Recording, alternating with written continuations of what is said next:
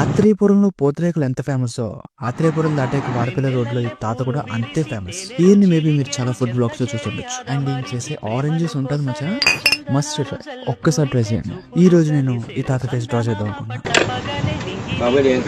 And ఆ తర్వాత ఆయన రియాక్షన్ ఉందో చూద్దాం.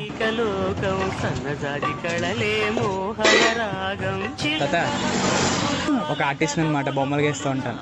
మీ బొమ్మ గీసాను చూడండి.